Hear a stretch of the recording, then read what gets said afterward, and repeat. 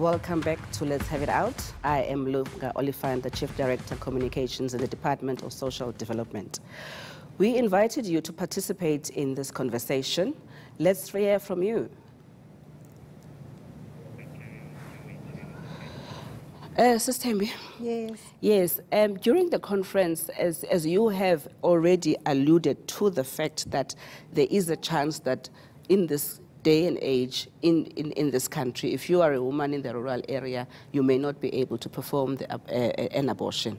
We had some shocking things during the conference that because the state is unable to provide this service adequately, women were also resorting to going to traditional healers to ask for the service, because I remember one case, they said in Mpumalanga, a woman found herself during the Christmas holiday. She went to ask for the service and she was told she must come after Christmas. And women now are starting to resort to other options.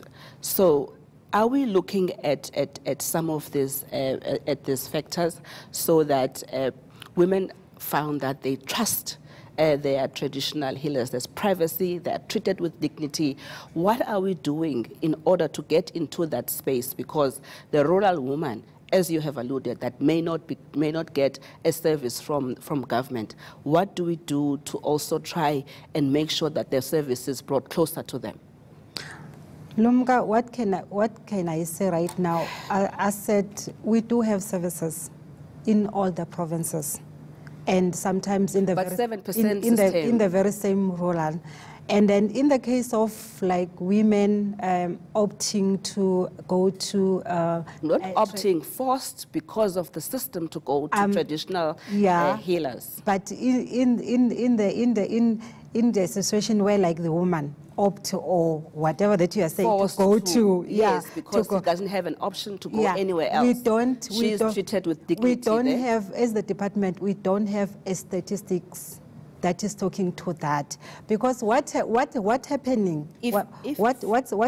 Lumka? Those people who's providing those people, or those people who are providing illegal abortionists, they don't have a structure to say that this is a structure you can come. You know, they hide themselves. The system of the Department of Social of Health, you can hide that yourself. Is forcing women to go there. The thing is, they don't come forth. They hide themselves and then call the woman and say, "Come." Is not and there we're going to do that. But we are, as the department, we are working with the police, because we know for sure. We know for sure that to terminate the pregnancy, there are specific people who are supposed to provide the service to terminate the service at a designated facility. It's not reaching. Whoever who terminate the pregnancy, if it's not trained, that person is doing it illegally. That is why I'm saying, as the department, who are working with the subs, police, so that they. How do we then go and try to arrest people and prosecute people when you have said on this show that yes, there are services, but not everywhere? We know that 7% of your facilities provide this service. How then are you now saying to us, because a woman does not have a choice? There's no dignity. What we are doing now, we are saying in all our primary health care services, and then nurses and doctors, they must provide medical abortion. Medical abortion must be available to all primary care, because we want the service to be accessible. And again, as the department, we are aware that if a person terminates the pregnancy, it means that this person is not ready to go ahead with the pregnancy. What again that we are emphasizing the family planning services. All the there's a pregnancy system now. There's a pregnancy now. Also, we have Mani from Palabora on the line. Hello, Mani. Hello, my dear. How are you this evening? Yeah, I'm fine. Living in Palabora is living in a paradise. Anyway. Okay, what's your question, Mani? Beg yours? What is the question? My concern is all over our town there's little stickers saying abortion for very cheap money, for cheap. You don't have to pay much money. And it's all these unqualified doctors doing abortions on young girls. Sending tablets, I don't know where they got them from. And what is government doing about it? There's no action being taken against it. I myself, in person, laid charges against at the police station and nothing happened after that. I think it's time that government do something about these illegal doctors doing abortions for their own pockets. Sister Thembi, money is bringing another factor that there's a lot of illegal doctors performing abortions.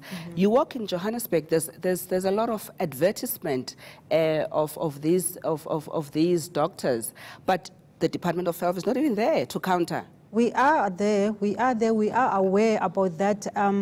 I think last year, June, the Provincial Department of Health, and then... Which Provincial Department of Health? The Department of Health, and then take those people, those Which province? illegal... The Gauteng Provincial Health. 1 out of 9. Yeah, took those people to court, and then, as I'm saying that the court is on, then the last time they appeared in court, it was last year, June. So we are aware about those people that are doing illegal abortionists. So that is why I was saying that we are working with the police to catch those people who are doing illegal abortions. We seem to be wanting to prosecute people for the problems that we have as government. Take a walk in Johannesburg, as I've said today. You know, just this morning, I was walking from Park Station to Wits, and the amount of advertising of these illegal abortions that is on our streets. But I have not seen not one of the Department of Health telling me where to go, what to do, and to counter. Are you doing any communication around that this is a service that the department, if you are, how much are you using? I will agree that it's not enough, the communication that you are doing around termination of pregnancy.